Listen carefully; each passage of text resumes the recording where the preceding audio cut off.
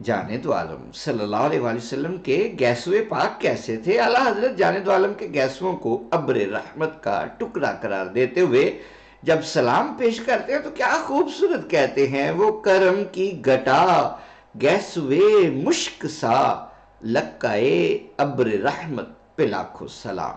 گٹا عام طور پر کالی ہوتی ہے اور مشک یعنی کستوری تو ہوتی ہی انتہائی سیاہ ہے۔ جانے دو عالم صلی اللہ علیہ وسلم کے گیسوئے پاک بھی داڑھی کی طرح بھرپور سیاہ تھے۔ حضرت سعد بن ابی وقاص فرماتے ہیں کانا رسول اللہ صلی اللہ علیہ وسلم شدیدہ سواد الراس واللحیہ، رسول اللہ صلی اللہ علیہ وسلم کا سر اور داڑھی انتہائی سیاہ تھی۔ داڑھی ہی کی طرح سر کے بھی چند بال آخر عمر میں سفید ہو گئے تھے، مگر ان کی تعداد اتنی کم تھی کہ صرف اس وقت دکھائی دیتے جب بال خشک ہوں، تیل وغیرہ لگانے سے سفیدی اوجل ہو جاتی تھی۔ حضرت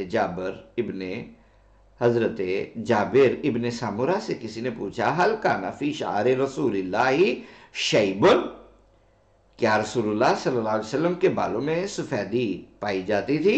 انہوں نے جواب دیا لم یکن فی راسہ شیب الا شعرات، رسول اللہ صلی اللہ علیہ وسلم کے سر مبارک میں بڑھاپا نہیں تھا، سفیدی نہیں تھی، الا شعرات فی مفرق راسہ، جہاں آپ چیر یعنی جہاں آپ مانگ نکالا کرتے تھے وہاں تھوڑے سے دکھائی دیتے تھے۔ عزت دہنا وراہن دہن، جب آپ تیل لگاتے تھے تو وہ چھپ جاتے تھے۔ ویسے آپ تیل کا استعمال بڑی ہی کثرت سے کرتے تھے۔ حضرت انس فرماتے ہیں کانا رسول اللہ یکسر دہن رأسہ، رسول اللہ صلی اللہ علیہ وسلم بہت ہی زیادہ تیل لگایا کرتے تھے، تکیے وغیرہ کو تیل سے بچانے کے لیے سر پر کپڑا باندھ لیتے تھے۔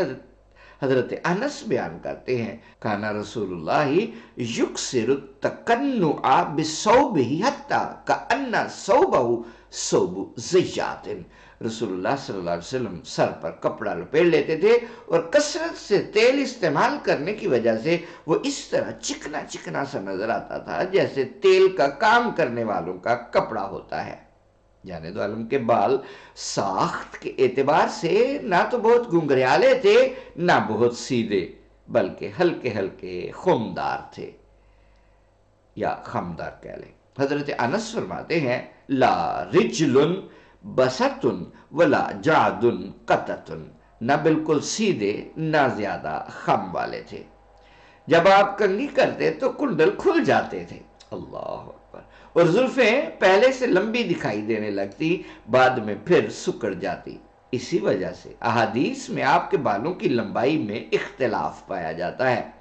بعض صحابہ کرام نے آپ کے بالوں کو وفرا قرار دیا ہے، بعض نے لما اور بعض نے جمعہ، یہ تین نام سیرت اور حدیث کی کتابوں میں ذکر ملتے ہیں۔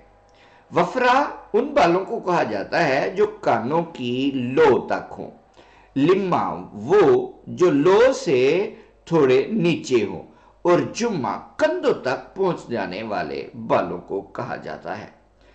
اس اختلاف کی تطبیق بعض علماء نے یوں کی ہے کہ جب آپ بال چھوٹے کراتے تھے تو وفرا ہو جاتے تھے، جب تھوڑا سا بڑھ جاتے تھے تو لما بن جاتے تھے، اور مزید دراز ہوتے تھے تو جمعہ کہلاتے تھے۔ بعض نے کہا بات یہ نہیں ہے، بلکہ کنگھی کرتے تھے تو لمبے ہو جاتے تھے، پھر سکڑتے رہتے تھے اور پہلے لما بنتے تھے اور پھر سکڑ سکڑ کے وفرا ہو جاتے تھے۔ بالوں میں کنگھی کرنا بھی جانے دو عالم کا معمول تھا۔ حضرت انس ابن مالک بیان کرتے ہیں کانا رسول اللہ یکسر تسریح لحیتہ، رسول اللہ صلی اللہ علیہ وسلم اکثر کنگھی کیا کرتے تھے اپنی داڑھی مبارک پر، دوسروں کو بھی اس کی تلقین کیا کرتے تھے۔ حضرت عطا ابن یسار فرماتے ہیں کہ ایک شخص کو رسول اللہ صلی اللہ علیہ وسلم نے دیکھا کہ اس کے سر اور داڑھی کے بال بکھرے ہوئے تھے، تو آپ نے اسے بلا کر فرمایا کہ بالوں کو سنوار کر رکھا کرو۔ وہ شخص واپس چلا گیا اور آپ کے فرمان کے مطابق بالوں میں کنگھی کر کے آیا۔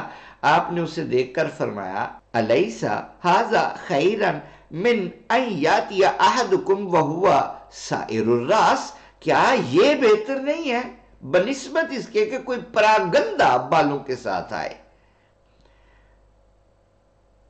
فارسی ادب کی دو تراکیب ہیں جو اردو میں بھی استعمال ہوتی ہیں، ایک ہے دل لخت لخت اور ایک ہے جگر چاک یا جگر چاک یا دل لخت لخت۔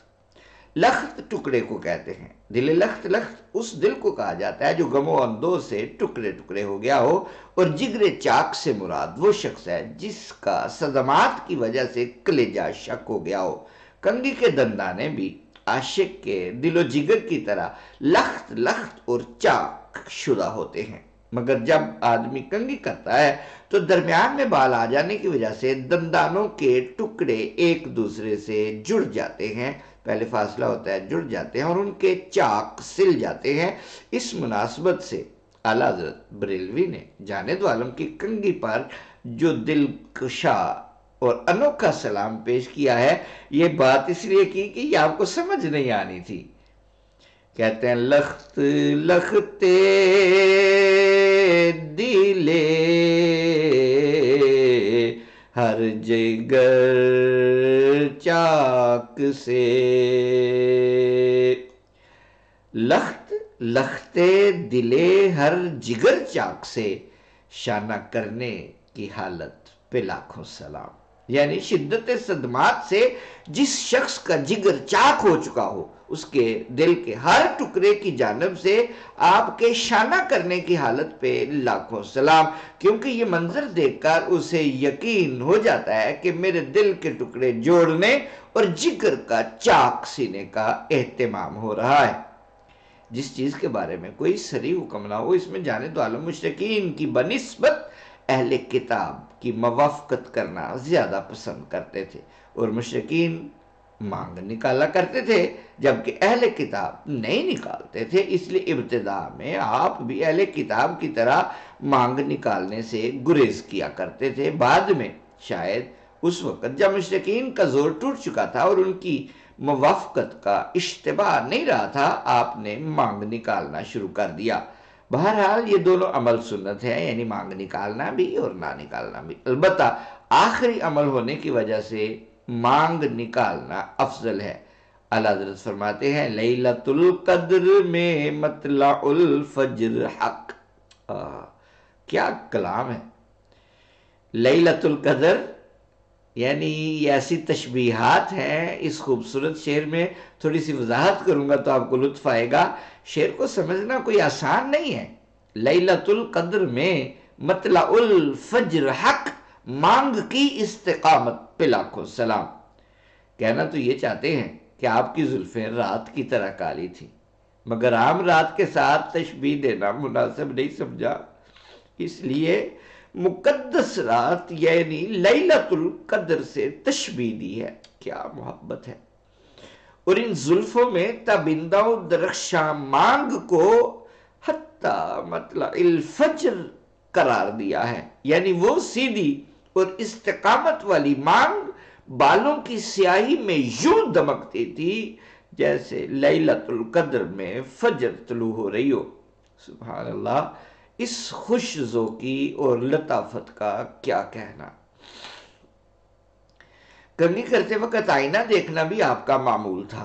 ام المومنین حضرت عائشہ صدیقہ فرماتی ہیں کانا ینظر فی المرآۃ اذا سرح لحیتہ، جب آپ ریش مبارک میں کنگھی کرتے تھے تو شیشہ دیکھا کرتے تھے۔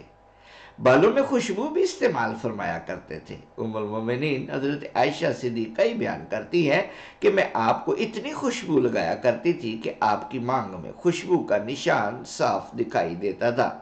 سامعین و ناظرین، یہ تو ہوئے آپ کے مقدس بالوں کے رنگ و روپ اور ساخت وغیرہ سے متعلق چند حقائق۔